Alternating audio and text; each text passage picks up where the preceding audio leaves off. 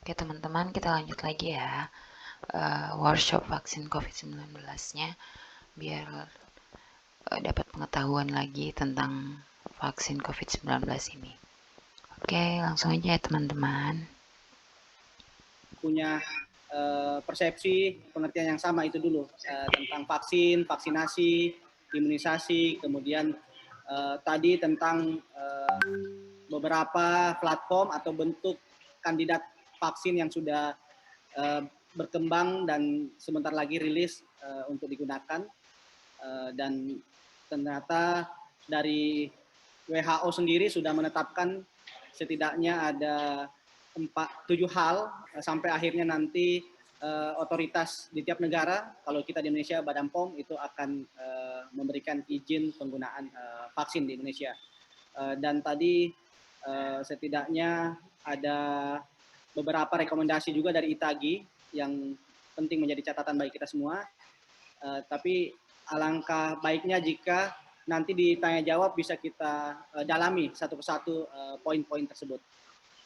Baik, ini Dr. Sukamto sudah standby juga. Materi Dr. Yulita Sari dan Dr. Sukamto ini saling terkait, dan juga nanti dari SKK di Kemkes. Jadi prinsipnya saling melengkapi saja. Silakan Dr. Sukamto untuk manfaat vaksin itu sendiri secara umum seperti apa, kemudian nanti vaksin COVID yang sedang disiapkan ini seperti apa manfaatnya untuk penanganan pandemi dan pembentukan kekebalan di masyarakat. Silakan, Dr. Sukamto. Terima kasih, Dr. Halik Malik. Assalamualaikum warahmatullahi wabarakatuh. Tentu saja yang saya banggakan dan hormati Ibu Maria Mubarika, Ibu Oos, juga pembimbing saya, Dr. Julita Sari. Luar biasa, beliau sudah berpuluh tahun nih berpengalaman di manajemen vaksin dan salah satu pembimbing saya untuk belajar vaksin. Teman-teman sekalian yang saya banggakan, peserta webinar persiapan vaksinasi COVID, izinkan saya untuk share screen.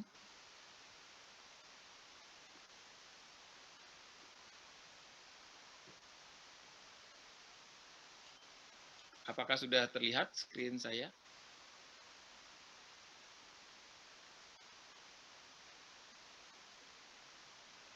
Sudah bisa dilihat dari sana?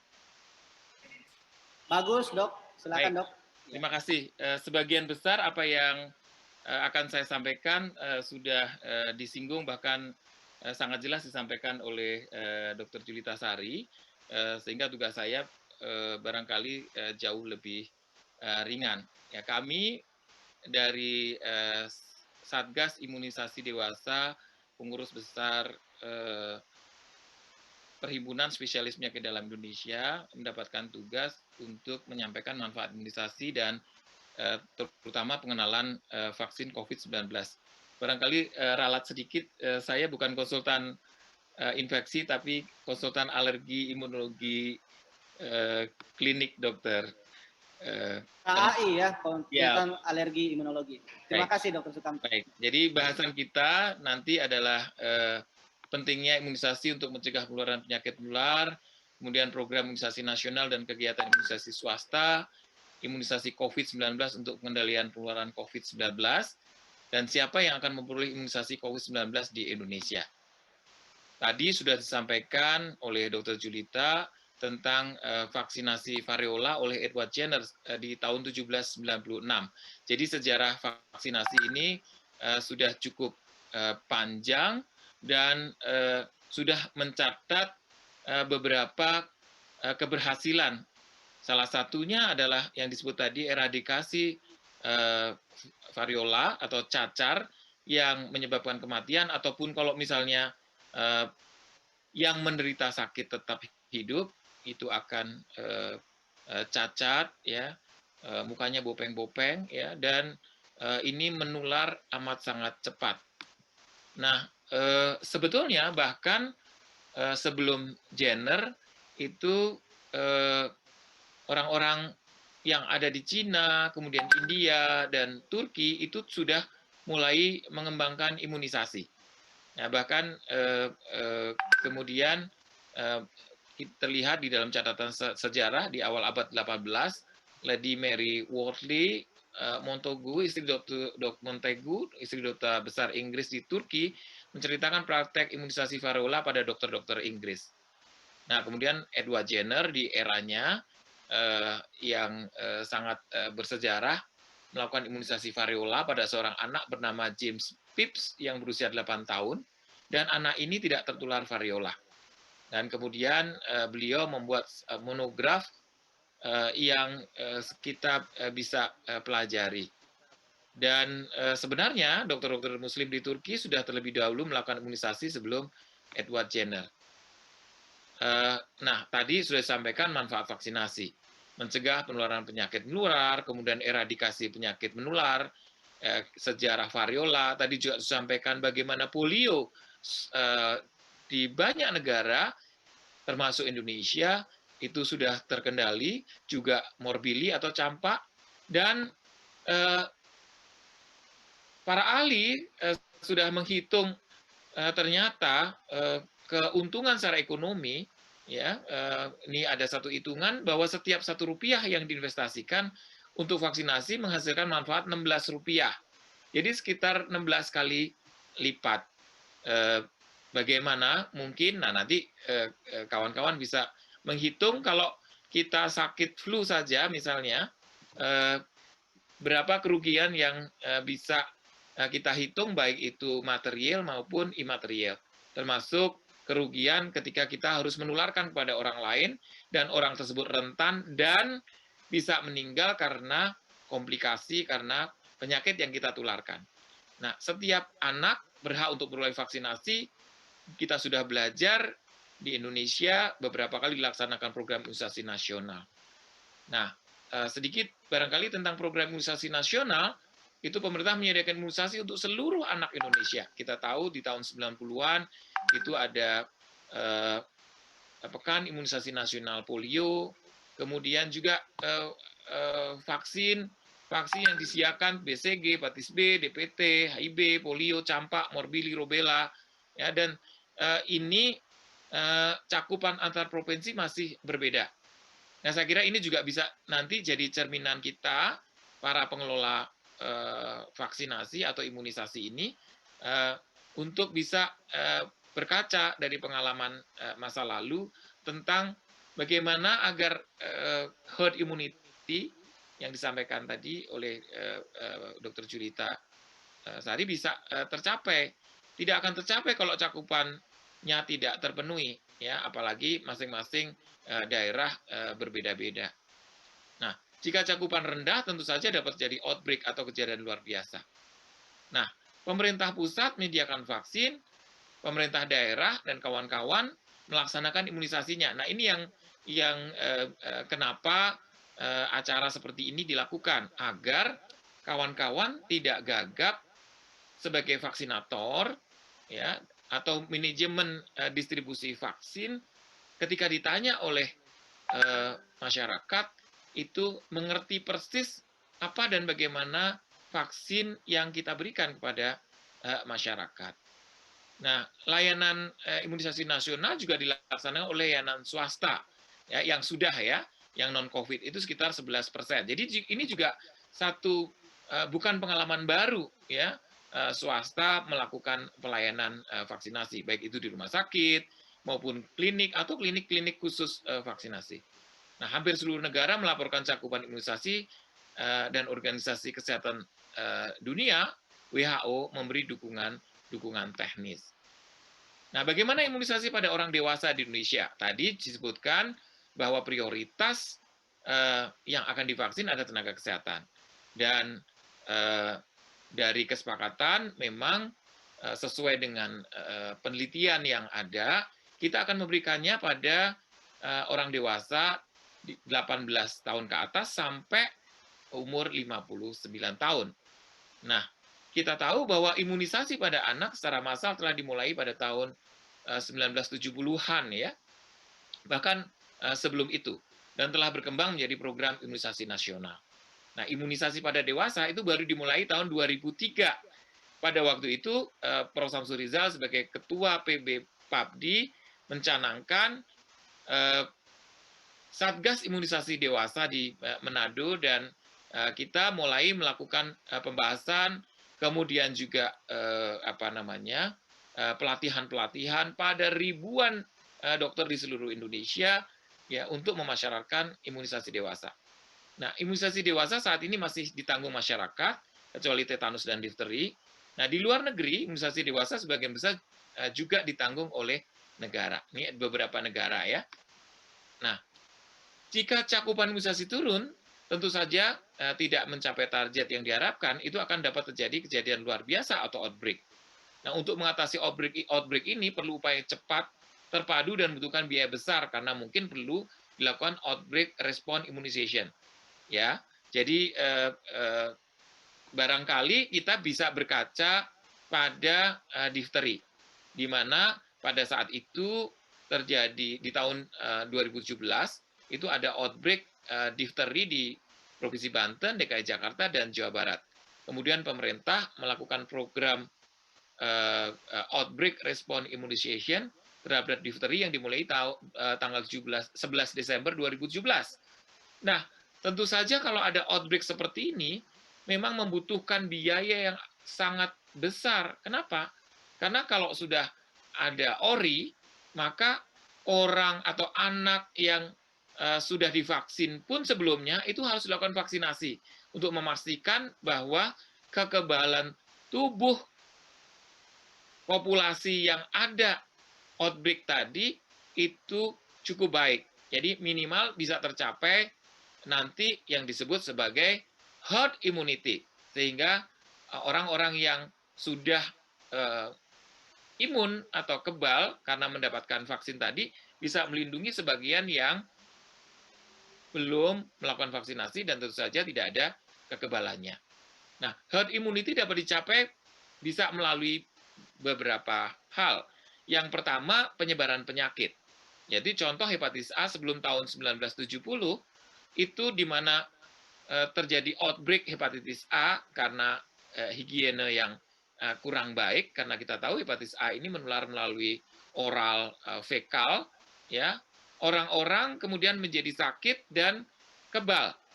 Nah, tetapi kemudian sesudah masyarakat mempraktekkan cara hidup sehat, ya, hepatitis A ini mulai muncul lagi. Ada outbreak di sana sini. Tetapi memang karena salah satunya adalah mereka tidak punya kekebalan. Nah, cara yang bisa dilakukan agar masyarakat itu kebal terhadap hepatitis A, karena hygiene-nya baik, tidak terinfeksi oleh hepatitis A, adalah melakukan imunisasi. Nah, herd immunity yang lain yang bisa dicapai adalah dengan melakukan imunisasi. Ya. Jadi, barangkali kawan-kawan juga mendengar polemik tentang herd immunity untuk COVID yang kita biarkan saja orang menjadi sakit dan semua akan kebal, ya. Tetapi tentu saja itu cara-cara yang tidak manusiawi dan itu memang tidak dilakukan di negara kita. Nah, imunisasi contoh variola, ya, kemudian polio, tetanus neonatorum itu sudah dilakukan. Nah, untuk COVID-19 tadi sudah sampaikan oleh Dr. Julita tentang herd immunity COVID-19. Nah, diharapkan bisa dicapai dengan vaksinasi COVID-19. Nah, menurut perhitungan untuk mencapai herd immunity tadi, itu diperlukan sekitar 70% kelompok sasaran. Tadi juga sudah disinggung soal upaya 3M dan 3T yang tetap harus dijalankan, karena yang sudah duluan terbukti efektif adalah cara-cara itu.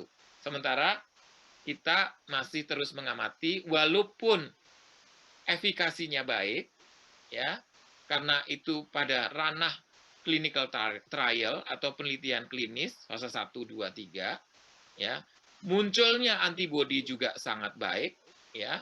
Rata-rata dari fase 2 yang dilaporkan itu 90%, ya, yang disebut sebagai serokonversi dan seroproteksi, ya. Tetapi kawan-kawan tetap jangan meninggalkan cara-cara yang sebelumnya yang sudah cukup efektif. Nah, tadi sudah sampaikan apa itu herd immunity. Herd immunity itu adalah satu kekebalan yang disebabkan karena sebagian besar populasi sudah terbentuk kekebalan tubuh. Jadi kalau divaksin, vaksinnya itu efektif bisa menimbulkan antibodi yang cukup adekuat ya untuk bisa memproteksi tubuh dari infeksi kalau COVID dalam hal ini COVID, sehingga sebagian besar yang sudah diimunisasi tadi itu bisa memproteksi masyarakat yang tidak masuk ke dalam golongan yang divaksinasi, ya, yang belum masuk ke dalam kriteria yang boleh divaksinasi, ya, karena keterbatasan penelitian, seperti misalnya pada anak-anak di bawah 18 tahun, kemudian juga pada orang tua, atau dengan komorbiditas yang berat, dan seterusnya. Nah, apa indikasi imunisasi COVID-19? Tentu saja karena kalau kita bicara siapa yang akan dilakukan imunisasi, saya kira semua orang berhak untuk mendapatkan imunisasi COVID-19. Karena semua orang berhak untuk dilindungi oleh negara terhadap infeksi COVID-19 ini. Tetapi kita perlu prioritas.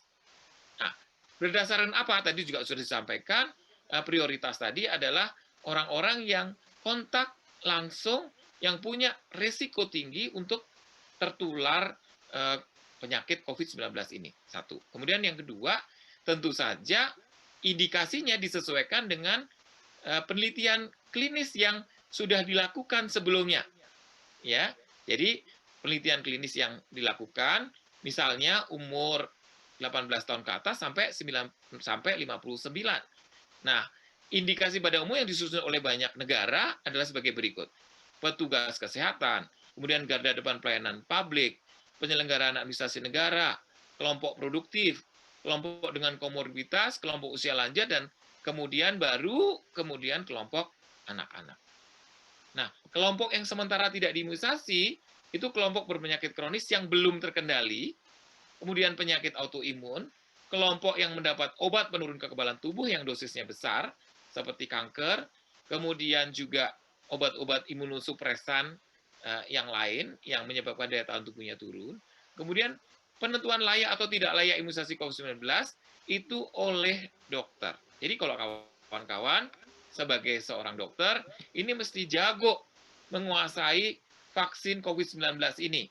Ya, kalaupun misalnya belum jago, maka perlu kawan-kawan di daerah masing-masing berkoordinasi dengan dinas kesehatan setempat itu membuat forum komunikasi, ya, saran saya, supaya semua informasi yang benar tentang COVID-19 ini bisa disampaikan pada masyarakat. Nah, jumlah vaksinnya itu lebih kecil dari kebutuhannya. Nah, negara kaya tentu saja akan memborong vaksin yang tersedia. Ya, tetapi WHO mencoba menjembatani dan memeratakan distribusi vaksin. Dan penyediaan vaksin di Indonesia diupayakan oleh pemerintah. Ya, tadi sudah sampaikan panjang lebar oleh Dr. Julita Sari apa upaya pemerintah ya agar masyarakat terlindungi dengan salah satunya adalah pemberian vaksinasi ini. Kemudian juga kerjasama dengan Sinovac yang sekarang masih berlangsung penelitiannya di Bandung, kerjasama dengan pihak lain. Nah, bila telah tersedia produksi dalam negeri, diharapkan tahun 2022 kita bisa mandiri menyediakan vaksin COVID-19. Nah, hampir sama dengan vaksin lain, efek simpang COVID-19 ini dapat berupa efek lokal seperti kemerahan, bengkak, nyeri di daerah suntikan, dan efek sistemik seperti demam, sakit kepala. Jangan percaya hoax atau berita-berita yang tidak benar mengenai efek samping yang serius, ya. Nah, sebagai catatan saja bagi kawan-kawan, kawan-kawan kita yang melakukan penelitian klinis baik fase 1, fase 2, fase 3, apabila mendapatkan reaksi simpang yang serius dari vaksin, ya, penelitian vaksin itu baik itu yang diberikan pada orang yang mendapatkan placebo itu zat yang tidak aktif maupun yang diberikan, karena dua-duanya itu peneliti tidak tahu, ya, yang mana yang diberikan. Maka kalau ada reaksi yang berat, maka penelitian itu akan di-hold untuk sementara, dievaluasi, dilaporkan kepada pihak-pihak terkait. Jadi kawan-kawan nggak usah khawatir, ketika vaksin tersebut sudah di-report, kemudian juga dirilis oleh Badan POM izin edarnya, maka sebetulnya itu sudah melalui pengawasan yang amat sangat ketat, termasuk efek simpang vaksin, ya. Tetapi memang nanti tadi sudah sampaikan, efek simpang vaksin ini akan terus diamati pada fase 4, yaitu fase post marketing. Jadi maka dari itu nanti kawan-kawan juga harus belajar dari vaksinasi anak, di mana kita harus rapi membuat laporan kejadian ikutan pasca imunisasi yang sudah disediakan formulirnya, alurnya di Komda-Komda, dan seterusnya. Nah, kapan mulai dan vaksin yang dipakai apa? Ini tentu saja akan ditentukan oleh pemerintah. Sekali lagi, kepercayaan kita pada pemerintah yang izin edarnya akan dilakukan oleh Badan POM, dan kawan-kawan tahu Badan POM itu kalau memberikan izin edar itu nggak tanggung-tanggung. Jadi Badan POM itu akan mereview dengan mengundang para ahli, ya, pada sebuah board, pada sebuah rapat, untuk melihat dan meneliti evidence yang ada terhadap penelitian vaksin tersebut. Nah, layanan imunisasi itu akan dilakukan oleh pemerintah seperti yang dirilis oleh kementerian, yaitu puskesmas, ya, pos imunisasi, rumah sakit pemerintah, dan lain-lain, dan juga ada layanan swasta, ya. Jadi dalam hal ini layanan swasta diberi kesempatan untuk juga bisa memberikan. Nah, apa peran tenaga kesehatan dalam hal ini? Tentu saja kita harus menjadi contoh bagi masyarakat untuk menjalani imunisasi. Kalau tenaga kesehatan sudah menolak, ya, kita adalah role model, ya, untuk bisa mengajak, memberi contoh masyarakat bahwa kita yang ada di depan melayani, dan kita yang ada di depan menjadi contoh karena kita yang tahu persis bagaimana efektivitas vaksinasi tersebut, keamanan, dan seterusnya. Nah, satu penelitian di beberapa negara, termasuk Australia, dinyatakan sebagai berikut. Kenapa masyarakat melakukan vaksinasi? Ya, yang terbesar menurut pendapat mereka adalah karena dokternya menganjurkan. Jadi artinya contoh dan anjuran kita sebagai tenaga kesehatan pada masyarakat itu menjadi amat sangat penting. Nah, kemudian juga tentu saja cara-cara ini, terima kasih banyak kepada Bu Os dan tim yang memberi kesempatan kita memberi informasi yang benar sesuai dengan petunjuk Kementerian Kesehatan. Nah, bila ada informasi yang diragukan, itu harus merujuk ke pusat informasi yang berwenang dan dapat dipercaya. Sekali lagi, ya, informasi yang berwenang dan dapat dipercaya. Jadi, kesimpulannya, untuk mempercepat penanggulangan COVID-19 di Indonesia, selain upaya protokol kesehatan, juga diperlukan imunisasi COVID-19. Agar dapat memutus rantai penularan secara menyeluruh, perlu dilakukan imunisasi pada sekitar 70% kelompok sasaran. Ini pekerjaan yang bukan main-main, ya. Kemudian juga imunisasi COVID-19 dilakukan pada orang sehat atau yang penyakitnya dalam keadaan terkendali. Tenaga kesehatan menjadi panutan masyarakat dan perlu berpartisipasi dalam menjalankan imunisasi COVID-19. Terima kasih, mudah-mudahan bermanfaat. Assalamualaikum warahmatullahi wabarakatuh. Saya kembalikan kepada moderator. Ya, terima kasih Dr. Sukamto. Memang penjelasan dari para pakarnya ini sangat penting dan tentu sangat membantu Bapak Ibu sekalian, kita semuanya. Sambung menyambung ini dari Dr. Yulita kemudian ke Dr. Sukamto tentang vaksinasi itu sendiri, sejarahnya di dunia maupun di Indonesia, keberhasilan vaksinasi untuk pencegahan penyakit menular, terbukti banyaknya penyakit yang sudah berhasil dieradikasi atau tidak ditemukan lagi karena imunisasi yang telah dilakukan. Meskipun juga kita tadi sempat disentil sedikit riwayat outbreak yang ada di Indonesia. 2017 masih ada kejadian difteri, menjadi kejadian luar biasa. Kemudian kasus campak di Asmat 2018 yang lalu, kemudian polio di Papua 2019 yang lalu. Itu menunjukkan bahwa pekerjaan kita untuk mensukseskan imunisasi ini masih cukup besar. Melihat juga cakupan imunisasi nasional kita, terutama untuk imunisasi rutin itu masih di angka 60%. Tapi kita optimis bahwa ke depan ini vaksinasi COVID-19 ini bisa cakupannya tinggi, setidaknya 70% tadi disebutkan angkanya oleh Dr. Sukamto maupun Dr. Intasari, supaya bisa terbentuk herd immunity atau kekebalan di masyarakat. Saat ini vaksin-vaksin yang sudah ada laporannya, kandidat vaksin itu setidaknya efektivitasnya sudah sangat baik, di atas 70%, hampir semua vaksin tersebut di atas 70%, bahkan ada yang sampai 95%.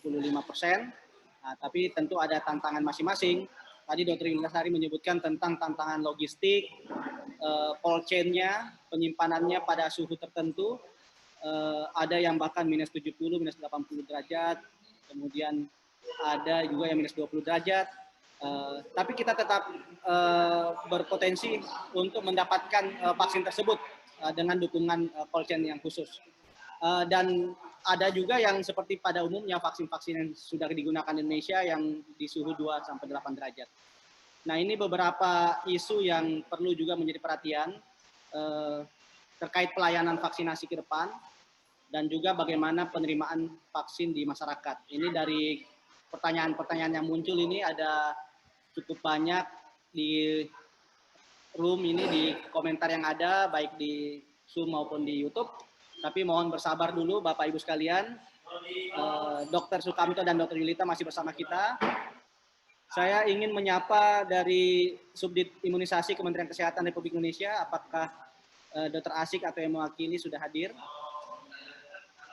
Jika berkenan menyapa kita semua, Bapak Ibu yang hadir pada hari ini.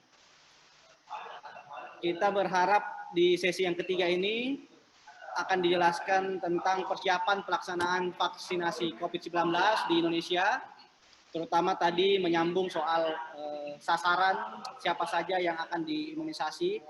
Tentu tadi semua berhak untuk mendapatkan perlindungan dengan vaksinasi, tapi ada prioritas yang dibuat sehingga nanti ada tahapan-tahapan siapa yang divaksin terlebih dahulu, tentu dengan berbagai pertimbangan, seperti misalnya ketersediaan vaksin itu sendiri, kemudian kajian terkait vaksin-vaksin tersebut, mana yang sudah bisa diberikan, mana yang masih menunggu kajian-kajian yang lebih lanjut. Seperti tadi ditegaskan untuk sementara usia 18 sampai 59 tahun itu target vaksin untuk tahap-tahap awal. Jadi memang ada serangkaian persiapan dan tahapan yang dibuat. Panitia, apakah dari SKK atau Subdit Imunisasi sudah ada yang bersama kita? Di pertanyaan-pertanyaan yang muncul juga tidak hanya terkait dengan konsep vaksin dan teknis vaksinasi, tapi juga tentang komunikasi vaksin. Nah, ini juga nanti ada sesi khusus untuk bagaimana strategi komunikasi kita rancang, kemudian komunikasi tersebut dilakukan di semua level, tidak hanya di level masyarakat secara keseluruhan, tapi sampai ke level individu. Nanti ada strategi yang akan dibuat dan teknik-teknik yang bisa dilakukan untuk komunikasi perubahan perilaku antar individu, antar kelompok, dan mungkin untuk komunikasi publik secara umum. Bagaimana panitia? Apakah dari ya Budiannya sudah bergabung dan Pak Risang juga sudah ada. Baik, karena Ibu Dian Sawitri dari Subdit Imunisasi sudah bersama kita, untuk kesempatan berikutnya, sebagaimana jadwal, kami berikan kesempatan kepada Subdit Imunisasi Kementerian Kesehatan untuk memberikan penjelasan tentang persiapan vaksinasi COVID-19 di Indonesia. Ibu Dian. Pak Malik, Selamat siang. Pak Haris, mungkin dari yang dahulu yang akan menunjukkan Pak Ya, Haris. silakan.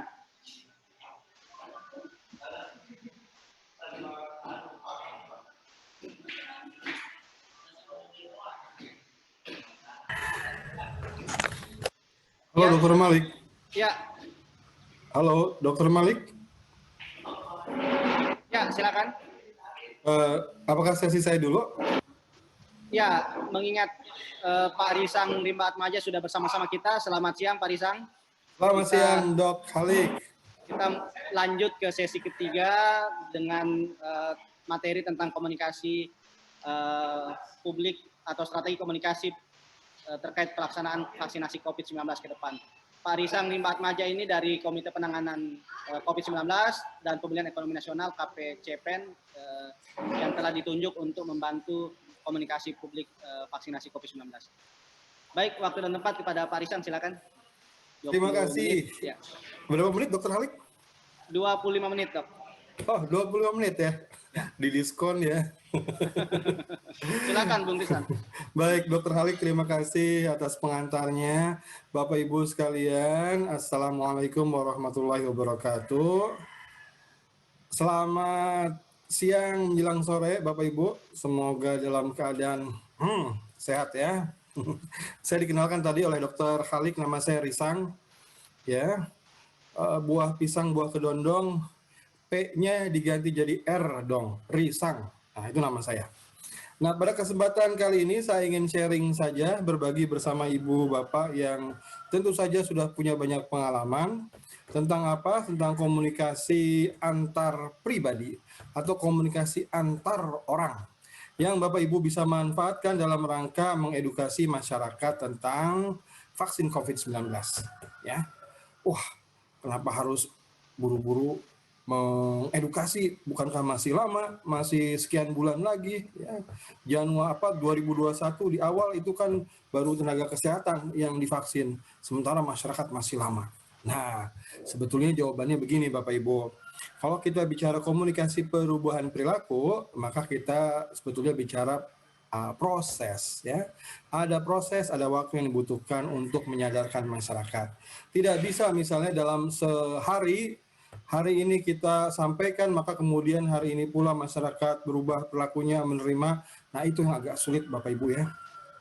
Lebih baik mulai sekarang nyicil ya. Paling tidak ya ini cek ombak ya. Lihat dulu kalau kita ngajak ngobrol masyarakat tentang vaksin COVID, kira-kira responnya seperti apa. Nah, kalau misalnya ditemukan hal-hal yang sangat menantang, silakan didiskusikan nanti di tingkat kabupaten, kota, kecamatan ya, sehingga kita bisa dapatkan solusi yang lebih baik ya. Nah, Bapak Ibu, kalau kita bicara vaksin COVID yang saat ini sedang dikembangkan, sejumlah survei ya sudah menemukan hasil yang menggembirakan dari sisi penerimaan masyarakat ya. Surveinya yang terakhir yang melibatkan lebih dari 100.000 responden secara online itu menemukan 65%. Wah, besar sekali itu ya. Tinggi sekali penerimaan masyarakat ya. Ibaratnya kalau kita bicara pekerjaan ya nggak terlalu banyak nih, kelihatannya tinggal berapa, 10%, 5% ya. Tetapi ingat Ibu Bapak ya, bahwa kalau kita bicara masyarakat seperti juga yang Ibu Bapak alami, dinamika ya, berubah. Hari ini mau, lusa tidak mau. Nah, itu kan sudah sering kita dapati juga ya. Ke sekolah ya dalam rangka bias, minta komitmen dari orang tua, mendata orang tua yang mau. Wah, banyak. Pada saat hari H ya kadangkala tidak memenuhi apa yang sudah kita catat itu ya. Artinya ada pengurangan. Bahkan pengalaman kemarin di daerah-daerah yang agak sulit untuk MR, bahkan sampai kosong melompong itu kelasnya. Padahal tadinya yang mau banyak. Mengapa demikian? Itu tadi dinamika ya, dinamika. Dan kalau kita bicara perubahan perilaku ya tidak bisa seinstan itu sebetulnya ya Bapak Ibu ya. Nah Bapak Ibu, kami nanti akan sharing tentang komunikasi antar pribadi. Sebetulnya subbabnya kita bagi menjadi 2, ya. Hanya saja karena untuk urusan pesan itu sudah banyak dibahas secara teknis, saya hanya akan menyinggung saja secara perspektif komunikasi. Sementara nanti yang akan kita banyak bahas itu yang bagian kedua tentang cara menyampaikannya, ya. Nah, secara atau dari aspek pesan, sebetulnya orang komunikasi pengen nitip ini Ibu Bapak, bahwa kalau kita menyampaikan yang benar saja, yang benar itu bagus ya, memang perlu menyampaikan yang benar, tetapi tidak cukup ya. Benar saja tidak cukup. Nah, ini catatannya ya. Mengapa demikian? Karena harus ada yang memotivasi ya. Seperti juga kalau dalam agama, ini agama Islam yang saya ketahui, Al-Asr, saling menasihati dalam kebenaran dan saling menasihati dalam kesobaran. Aspek yang kedua itu, yang memotivasi, itu diperlukan. Kenapa demikian? Karena kalau kita hanya menyampaikan yang benar saja, tanpa memperhatikan aspek yang memotivasi, takutnya nanti mental, ya. Mental. Kenapa demikian? Karena kalau kita bicara yang memotivasi, itu sebetulnya yang terkait dengan tombol untuk merubah perilaku ya. Dan untuk itu kita harus lihat baik-baik, perhatikan baik-baik, mendengarkan sasaran kita ya. Oh, pemuda-pemuda yang gagah berani itu, yang cuek ya, yang tidak pedulian misalnya terhadap protokol kesehatan. Mungkin agak susah kalau kita bicara vaksin dari perspektif ini bisa melindungi Anda dari COVID-19 loh. Agak susah mungkin. Uang sehari-hari aja dia tidak peduli, dia tidak merasa bahwa dia akan tertular atau dia sudah merasa kebal ya. Lantas apa yang bisa disampaikan? Kita perhatikan. Oh, jangan-jangan kita harus sampaikan bahwa tega ya buat orang tuamu sakit.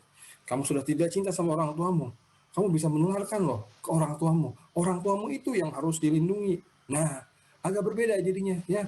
Jadi tergantung dari sarannya. Atau apakah itu terkait dengan nanti bisa kumpul-kumpul kembali seperti sedia kala zaman bahula itu? Ya. Nah, kalau kita bicara tentang warga pasar, mungkin akan beda pesannya. Pak, ini supaya pasarnya ramai kembali, ekonomi bangkit kembali, dan kitanya kerjanya jadi lebih nyaman, ya. Mungkin itu pesannya, itu adalah aspek yang memotivasi. Jadi Ibu Bapak, yang perlu kita perhatikan dalam bicara komunikasi, yang kedua dari sisi aspek pesan adalah kita usahakan nyambung. Ya. Jangan seperti jaka sembung bawa golok, tidak nyambung, empok. Empok itu kakak dalam bahasa kampung saya, bahasa Betawi di sini, ya. Ini contoh saja Bapak Ibu ya, contoh zaman dulu waktu konversi dari minyak tanah ke LPG ya. Kalau ibu-ibu di kampung saya itu banyak yang bertanya-tanya, "Bang, meleduk nggak ini? Wah, bahaya nggak? Saya takut nih kalau meleduk." Wah, ya. Sementara komunikatornya menyampaikan, "Wah, ini jatuhnya lebih murah nih. Jangan hitung sekali beli, tapi hitungnya seminggu. Wah, lebih murah kan dari minyak tanah. Wah, lebih efisien. Ramah lingkungan pula." Nggak nyambung antara yang menjadi concern, yang menjadi perhatian, yang menjadi kekhawatiran, dan isi pesannya ya. Jadi Bapak, selain tadi menyesuaikan dengan tombol perubahan perilaku dari sisi motivasi ya, sisi sasarannya, juga dari sisi sasarannya harus kita perhatikan kebutuhannya apa ya, supaya nyambung ya. Nah, singkat cerita, untuk aspek pesan saya ingin hanya mengulas ini saja, sama-sama mengingatkan Ibu, Bapak, dan juga saya bahwa kalau kita merumuskan pesannya, ngobrol sama orang, yang pertama itu ya ada aspek yang benar, aspek teknis, bicara tentang efektivitas, halal haram, efikasi ya, kemanjuran ya, keamanan dan sebagainya. Caranya ya, efek simpang dan sebagainya, tapi juga jangan lupa cari aspek yang bisa memotivasi ya, dan semua itu usahakan nyambung ya, nyambung sesuai dengan apa yang diharapkan oleh khalayaknya atau orang yang kita ajak bicara. Gimana taunya? Ngobrol ya, banyak bertanya. Dan kalau kita pelajari 3 prinsip komunikasi, ini kita masuk ke bagian kedua Ibu Bapak ya. 3 prinsip komunikasi antar pribadi. Nanti kita tahu kenapa kemudian kita harus mendengarkan, ya. Kenapa kemudian dengan mendengarkan kita bisa nyambung, ya. Bapak Ibu sekalian, untuk 3 prinsip komunikasi antar pribadi yang sama-sama saya ingin ingatkan bersama, ya, itu begini. 1, kalau kita bicara komunikasi, maka jangan bicara hanya menyelesaikan tugas saja. Saya datang ke kampung, datang ke Posyandu dalam rangka menyampaikan kabar tentang vaksin COVID-19, ya, manfaatnya, tata caranya, efek simpang, dan lain-lain. Nah, itu bagus, betul. Tetapi jangan hanya itu. Kenapa? Karena komunikasi pada dasarnya adalah harusnya menjadi proses yang menyenangkan dan mengakrabkan. Ya, dibuat akrab orang itu. Ya, tadinya belum kenal wajah, jadi kenal wajah. Tadinya belum kenal nama, jadi kenal namanya. Tadinya cuma kenal nama, jadi tahu hobinya apa, pekerjaannya apa, tinggalnya di mana. Jadi lebih akrab. Gunakan setiap kesempatan berkomunikasi untuk menambah akrab. Mengapa demikian? Saya pengen kasih contoh saja Ibu Bapak, ya. Ini ada kawan, seorang juru imunisasi, itu cerita, tepatnya bukan cerita sebetulnya, komplain. Waktu saya memberi materi komunikasi antar pribadi di satu provinsi, baru pengantar seperti tadi, ada yang komplain. Dia bilang, wah Pak Risang ini mungkin nggak tahu situasi lapangan ya. Wah, cerita Pak, ceritakan supaya saya tahu. Gini Pak, kalau kita bicara vaksin, ini vaksin MR yang kemarin ya, itu kami baru menginjakan kaki di Gampong. Gampong itu desa ya. Ibu-ibu yang lihat kami, itu langsung kabur. Masuk rumah, tutup pintu dan tidak keluar. Begitu situasinya Pak Risang. Dan kalau orangnya tidak ada, untuk apa kita belajar komunikasi antar orang? Saya mendengarnya langsung membenarkan, betul banget. Untuk apa kita belajar komunikasi antar orang kalau orangnya tidak ada, ya? Betul banget Pak. Nah, cuma ya, kalau kita bicara komunikasi antar pribadi, sebetulnya kita harus melihat agak panjang prosesnya. Nah, saya ajak kemudian Ibu Bapak di sana untuk berandai-andai. Ibu Bapak, mari kita berandai-andai. Seandainya Ibu Bapak itu kenal sama ibu-ibu warga di Gampong, tahu nama mereka. Kalau ketemu, jumpa, sapa. Di puskesmas, sapa, sakit apa Bu? Gimana kabar? Oh iya Pak, ngobrol sebentar. Ke Posyandu, nyapa, ngobrol sebentar aja. Ke pasar, kalau ketemu, apa kabar Bu Ina? Oh baik-baik. Oh, Bu Bidan gimana kabarnya? Alhamdulillah, ngobrol aja gitu ya. Kok ada acara datang, ada kedukaan melayat datang, selamatan datang, sunatan datang. Kira-kira, nah ini pertanyaannya. Kira-kira kalau begitu keadaannya, kondisinya, nah kira-kira apakah ibu-ibu di warga di Gampong itu akan kabur kalau kita datang ya dengan membawa itu imunisasi MR kemarin? Kira-kira kabur nggak? Iya jawabannya kayaknya enggak ya Pak Risang ya. Oh kok bisa begitu? Nggak enak lah kabur, kan udah kenal. Nah itu dia. Makanya Ibu Bapak, pentingnya kita membangun keakraban, membangun hubungan, karena itu. Ada kalanya nanti kita akan menemui hal-hal sulit ya, layanan-layanan yang sulit diterima. Tetapi kalau kita punya hubungan bagus, insya Allah akan lebih mudah diterima ya. Ya kalau contoh tadi setidaknya ibunya tidak akan kabur. Perkara mau atau enggak urusan lain ya, tapi setidaknya tidak akan kabur. Nah Bapak Ibu, membangun hubungan juga penting mengingat setiap orang punya kayak gini nih. Di depannya punya pagar yang akan menentukan apakah dia akan menerima pesan kita atau tidak. Yang menentukan apakah pesan kita akan dimasukkan di telinga kanan, dikeluarkan telinga kiri, ataukah dimasukkan ke dua-dua telinga itu, lalu dipikirkan, direnungkan, ya, dihayati, dan jangan-jangan diikuti. Nah, pagar ini ya yang harus kita buka terlebih dahulu, ya. Jadi jangan kita ngomong panjang lebar menyampaikan pesan-pesan banyak, tapi orangnya masih punya pagar. Percuma, mental, ya. Sama lah seperti kalau anak kita lagi marah sama kita, terus kita nasihatin panjang lebar, percuma. Mengapa? Karena ada pagar, ya. Nah, karena itu Bapak Ibu membangun hubungan, yang pertama tadi itu penting untuk membuka pagar. Nah, yang kedua sekarang Bapak Ibu, prinsipnya adalah usahakan kalau kita berkomunikasi, jangan cuma kita aja yang ngomong, ya. Justru yang lebih banyak ngomong, baiknya warga. Nah, itu dia. Kita balikin ya, bahwa sebetulnya yang paling mempengaruhi perubahan perilaku itu bukan bicaranya kita, bukan. Tetapi mendengarkannya kita, ya. Jadi kalau kita punya kemampuan mendengarkan, itu sebetulnya yang mengontrol percakapan. Ya. Yang mengontrol percakapan itu yang memberi pengaruh. Loh kok bisa? Bisa. Karena mendengarkannya bukan berarti diam saja. Atau tetapi justru aktif. Ya.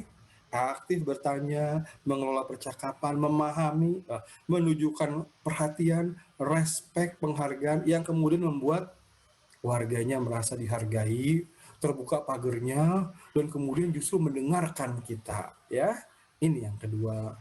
Dan yang ketiga, kita usahakan bahwa prosesnya selain mengakrabkan, saling mendengarkan dan juga kita arahkan ke perubahan perilaku.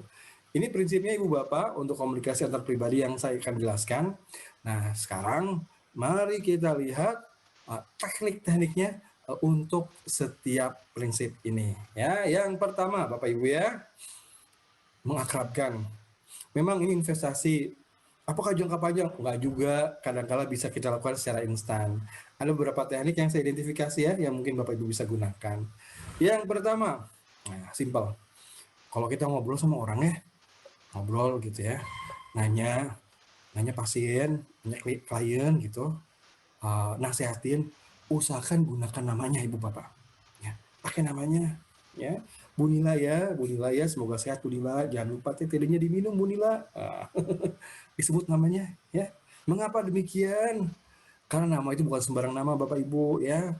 Nama itu wah banyaklah cita-cita, mimpi, pengalaman, harapan, hal-hal mulia lainnya dari orang tua yang kemudian dipadatkan menjadi sebuah nama kita gitu ya.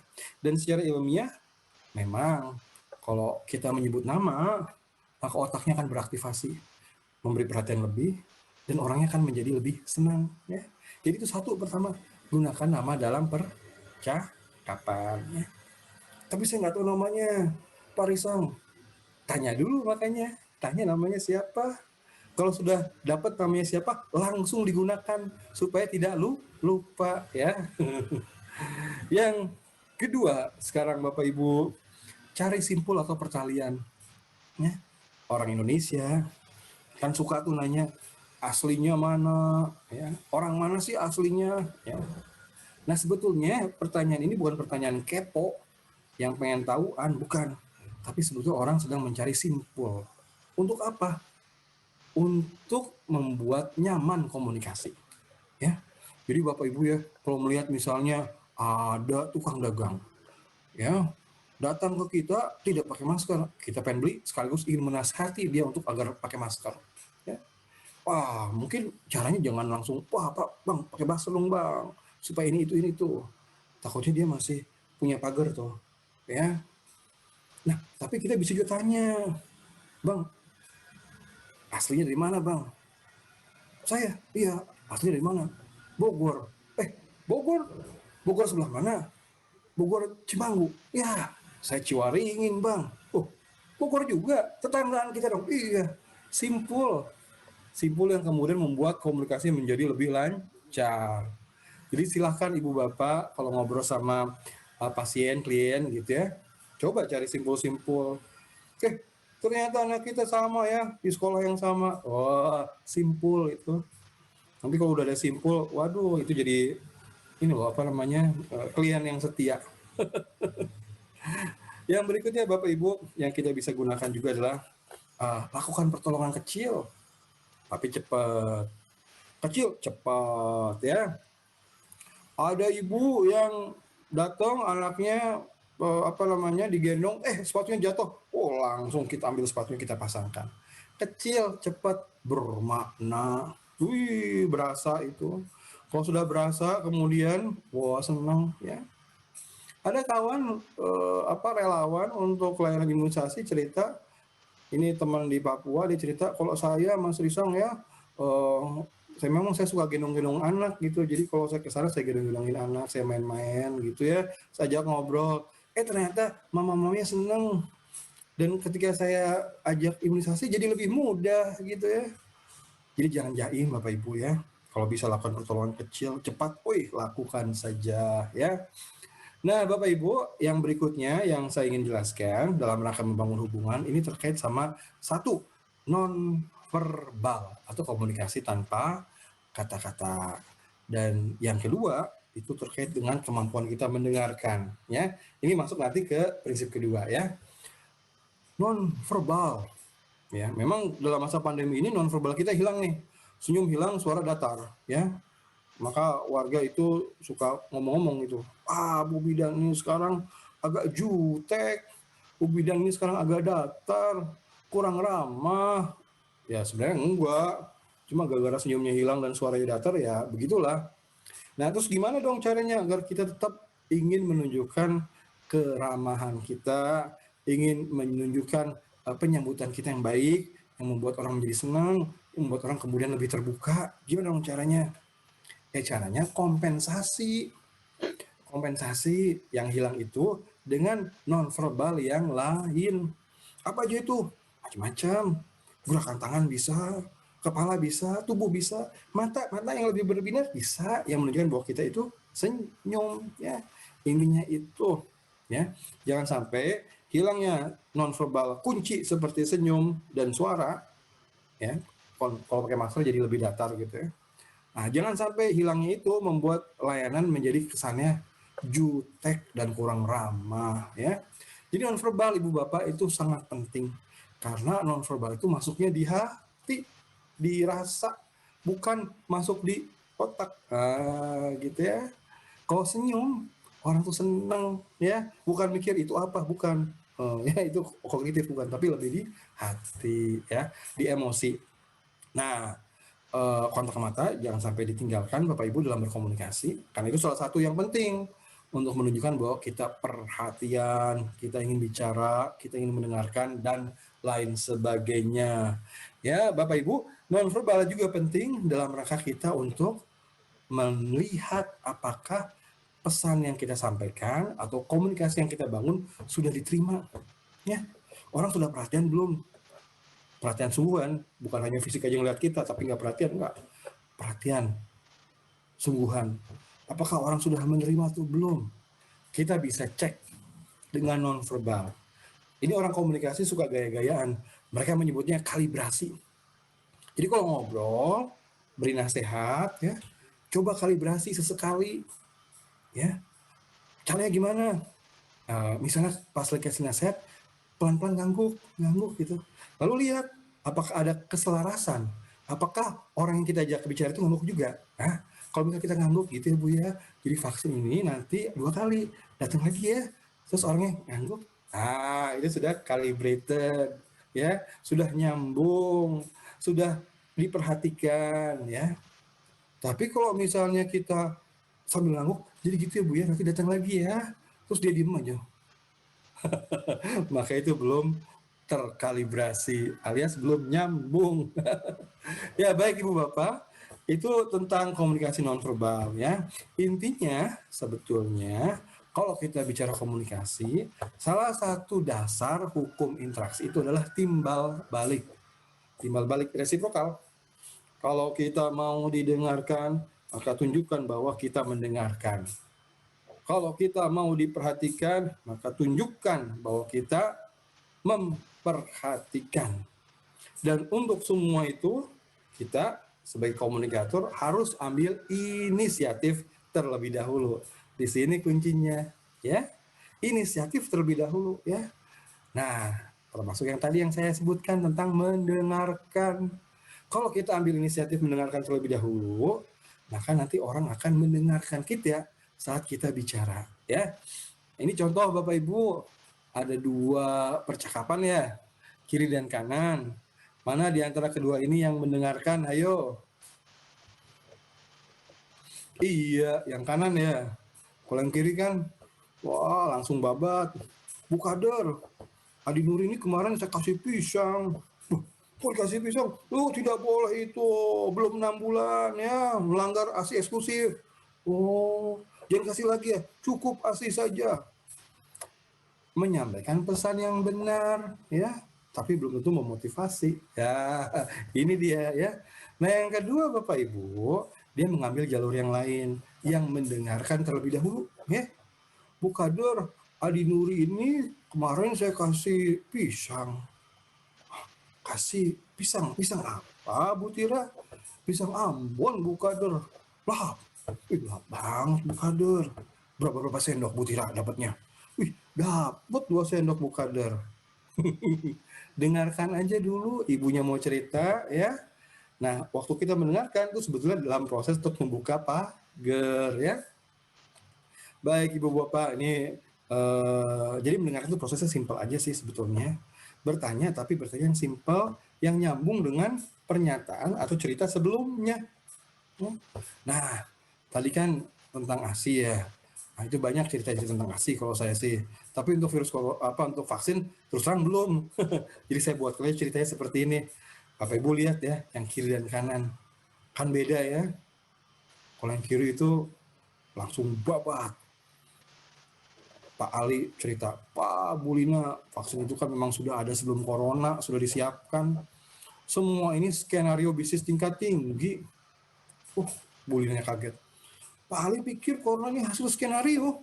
Wah, nggak bener ini. Ayo saya antar ke rumah sakit, lihat nanti pasien-pasiennya. Iya sih benar, tetapi belum tentu merubah perilaku. Ya. Nah yang kanan, Bapak Ibu yang sebelah kanan ya, itu kita coba mendengarkan. Ya.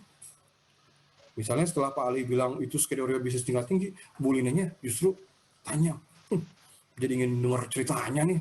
Bisnis tingkat tinggi bagaimana sih maksudnya Pak Ali? Cerita dong. Iya, gara-gara corona ini kan perusahaan jadi untung besar. Untung besar? Iya Bulina. Wah, coba bayangkan Bulina, kalau untung satu vaksin aja 100.000, wah kali 100 juta. Berapa itu? 10 triliun. 10 triliun. Iya kan, coba hitung. Uang besar banget kan itu. Dengarkan aja dulu. Nah sekalian Ibu Bapak, saya menyinggung ketika orang juga mendapati dirinya terperangkap dalam hoax, ya, dia pengen cerita apa yang diketahui, padahal hoax itu. Jangan dipatahkan, tapi dengarkan. Ya, ini upaya kita untuk membuka pagar. Ya, ingat ya, pelajaran yang awal tadi, pagar-pagar. Jadi Bapak Ibu kalau misalnya orangnya itu negatif, terperangkap dalam hoax gitu, pengen cerita tapinya semangat cerita, udah dengarkan saja ya. Bahkan kalau perlu apresiasi, supaya apa? Supaya pagarnya kebuka lebih lebar. Baru setelah orangnya puas, klarifikasi. Sampaikan pesan yang benar, yang akuratnya seperti apa, sampaikan ya. Jadi kalau misalnya Pak Ali itu cerita tentang 10 triliun ya kita apresiasi. Setelah kita dengarkan, apresiasi aja nggak apa-apa. Bukan ceritanya yang benar ya, tapi ada hal-hal yang bagusnya dari diri dia. Misalnya, Pak Ali ini luar biasa menghitungnya, hitung-hitungannya luar biasa nih, dan perusahaan memang betul mencari untung. Nah, biar dia kemudian merasa nyaman, baru kemudian kita bisa masuk. Tapi kalau apa itu skenario ya Pak Ali ya, saya beda pendapat loh. Izin, boleh saya ceritakan? Gimana Bu Lina? Kalau udah dia nanya gimana Bu Lina, coba ceritakan. Itu dia sudah buka pagarnya. Tinggal kita menyampaikan pesan kita secara solid ya. Nah ini dia Ibu Bapak ya, yang kita maksud tadi sebagai dengarkan, apresiasi, klarifikasi. Ini teknik pertama yang kami ingin introduce pada Ibu Bapak, yang mungkin kita bisa gunakan waktu kita ngobrol sama warga ya. Nah yang penting juga mulai sekarang Bapak Ibu silakan ajak orang ngobrol tentang vaksin. ajak ngobrol. Dan untuk mengajak ngobrol, mulai dengan bertanya aja. Tanya, udah dengar tentang vaksin COVID? Iya, udah dok. Cerita dong, apa yang kamu dengar? Biar dia cerita. Nah, cerita kita dengarkan, ya. Dengarkan bukan diam. Bukan. Sambungkan dengan pertanyaan pendek. Terus kemudian dia merasa dihargai, baru kemudian kita apresiasi, lalu terakhir kita klarifikasi. Ya, insya Allah ya ini bisa lebih efektif untuk membuka pagar dan mendobrak, meruntuhkan sikap-sikap yang tadinya negatif ya. Cuma itu tadi ya Bapak Ibu ya, kadang perlu proses waktu ya. Nah untuk hoax ya, ini saya ingin garis bawahi lagi, selain yang tadi yang DAK dengarkan, apresiasi, klarifikasi, ada baiknya ketika orang belum tercemar ya, ibu bapak sudah serang duluan. Maksudnya apa serang duluan? Udah jelaskan bahwa nanti nih ada orang yang akan bilang bahwa vaksin ini haram misalnya. Nanti ya akan ada orang loh yang bilang bahwa vaksin ini membuat kita menjadi lemah. Oh, udah serang duluan. Lalu kemudian jelaskan patahkan argumennya dan jelaskan yang benar. Nah, ini dalam komunikasi namanya memvaksin. Memvaksin orang dengan pesan-pesan supaya dia siap ketika nanti ada serangan hoax atau misinformasi. Ya, ini mirip-mirip agama gitu. Kalau agama juga gitu, banyak yang preemptif sebetulnya, preemptif serangan dalam rangka untuk menahan ya, melindungi. Ya. Nanti akan ada kelompok yang misalnya hafal Quran tapi hanya sampai di tenggorokan saja, gitu-gitu ya. Jadi Bapak Ibu, nanti kalau kita ketemu orang, ajak bertanya, ajak ngobrol, syukur-syukur dia bertanya. Nah, dan kalau dia bertanya, anggap ini sebagai kesempatan emas untuk merubah perilakunya. Kenapa demikian? Karena pada saatnya kalau orang udah bertanya, dia udah buka pagar lebih lebar. Jadi jangan pernah mencuekkan orang bertanya, ya, jangan pernah. Jangan sampai orang bilang, ih dokter pelit bicara, ibu bidan pelit bicara, jangan. Karena kalau orang udah nanya, itu adalah kesempatan membangun kepercayaan, membangun hubungan, mengikat hubungan dokter klien, di situ sebetulnya. Jadi usahakan ketika orang itu bertanya, direspon. Dan kalau mau lebih elegan lagi responnya, ini modelnya sama, dengarkan, apresiasi, klarifikasi. Ada yang nanya, sebelum dijawab, diparafrase dulu. Parafrase itu diungkapkan secara singkat, memastikan. Oh, jadi Pak Doni tanya, vaksin COVID itu bisa buat kita jadi lemah atau enggak gitu ya? Betul dok. Wah, Pak Doni ini rajin mengikuti perkembangan informasi COVID di kelihatannya. Apresiasi. Wah, iyalah dok Basra, itu penyakit baru soalnya. Oke, saya jelaskan ya. Ketika saya jelaskan ya, dan menyampaikan informasi, wow itu udah kebuka dan kemudian udah lebih mudah menerima ya. Oke. Nah, berikutnya Bapak Ibu, untuk pesan juga kami ingin sampaikan bahwa usahakan pesannya jangan pakai bahasa-bahasa akademik ya, atau bahasa teknis ya kepada masyarakat, karena kadang-kala itu sukar dipahami. Misalnya teks ini ya, vaksin merangsang sistem kekebalan dalam tubuh orang tersebut untuk melawan antigen. Terlalu berat gitu, karena kemampuan berpikir, abstraksi ya, wacana, istilah-istilah, pemahaman istilah juga berbeda. Yang agak mudah itu yang bisa dibayangkan ya. Jadi kalau Bapak Ibu bisa menyampaikan dengan cara yang bisa dibayangkan, itu lebih mudah buat warga. Misalnya apa? Misalnya ini kalau saya gunakan kalau untuk vaksin yang rutin gitu. Itu sebelah tubuh anak itu ada pendekar-pendekar tanah air itu yang jaga mereka dari serangan para penjajah atau kuman-kuman yang membuat anak itu sakit. Nah, pendekar itu tapi hanya bisa membunuh penjajah yang jurusnya udah dikenal. Kalau jurusnya belum dikenal kan payah gitu. Sama seperti kita lawan orang, kita nggak kenal jurusnya apa, payah. Bisa-bisa sakit, bisa-bisa kalah. Karena itu, imunisasi itu sebetulnya melatih. Jadi dimasukkan itu ke dalam tubuh kita, pendekar atau para penjajah, tapi yang lemah, yang kecil-kecil tuh, yang lemah-lemah. Untuk apa? Untuk bertarung. Sekaligus dipelajari jurusnya dan ditumpas. Setelah itu kan dia sudah hafal, jurusnya cuma gini aja, cuma 2 gerakan. Nanti kalau ada penjajah betulan yang datang, yang jumlahnya lebih banyak, lebih kuat, karena jurusnya cuma gitu aja, mudah ditebas. Ya. Jadi yang bisa dibayangkan Ibu Bapak ya, kenapa? Karena mudah dipahami. Kenapa? Karena bisa dirasakan, itu penting ya. Nah, terakhir, mohon maaf kalau saya agak cepat ya, saya mengejar waktu. Kalau bisa belajar juga tidak selalu harus dengan ceramah ya, dengan nasihat gitu. Kita bisa ajak orang bernyanyi, ya bernyanyi. Jadi Bapak Ibu buat aja lagu, ya. Karena itu kan membantu orang hafal pesan kita. Dan kalau orang tidak suka tadinya, karena dia senang lagunya, bisa nerima tanpa disadari ya. Cuma syaratnya buat yang enak dan mudah dinyanyikan. Karena yang harus bernyanyi bukan kita saja, tapi warga. Itu yang paling penting justru, warga yang bernyanyi. Ya misalnya ini, saya buat lagu dari Ampar-Ampar Pisang gitu ya. Saya rubah-rubah aja kata-katanya. Anakku harus sehat, jangan sampai sakit, caranya harus tepat, jauhkan penyakit. Pertama makanannya harus seimbang, kedua kebersihan, jauhkan dari kuman. Anakku harus sehat, jangan sampai sakit, caranya harus tepat, jauhkan penyakit. Terakhir tubuhnya harus cukup kebal, agar bisa matikan kuman-kuman kebebal. Nggak enak lagunya Pak Risang, ya udah nggak apa-apa lah. Kalau gitu ibu bapak buat sendiri aja. Yang penting mudah dinyanyikan bersama dengan satu contoh. Pola iramanya pendek berulang-ulang lah gitu ya. Dan kalau saya sih biasa mengadaptasi dari lagu yang sudah ada aja ya. Dan kalau pengen pasti ini mudah nggak dinyanyikan sama orang, dicoba aja dulu gitu sama orang lain. Kalau orang lain bisa, silahkan dipakai. Nah ini mungkin Bapak Ibu ya, teknik tadi komunikasi yang bisa saya share kepada Bapak Ibu. Moga-moga bermanfaat. Kalau ada yang kurang tidak berkenan, jangan dibawa pulang ya, ditaruh aja di situ. Tapi kalau ada yang bisa bermanfaat, silahkan dibagi-bagi. Sekarang saya kembalikan lagi ke Dr. Halik. Terima kasih Ibu Bapak. Ya, Bung Risang, Rimba Atmaja. Ini di kolom komentar ini sampai ada yang bilang suara Bung Risang ini mantap kali. Bagus sekali suara Pak Risang katanya. Ini barangkali bisa minta 1 lagu, 2 lagu lagi. Tapi waktu tadi tidak banyak sebetulnya.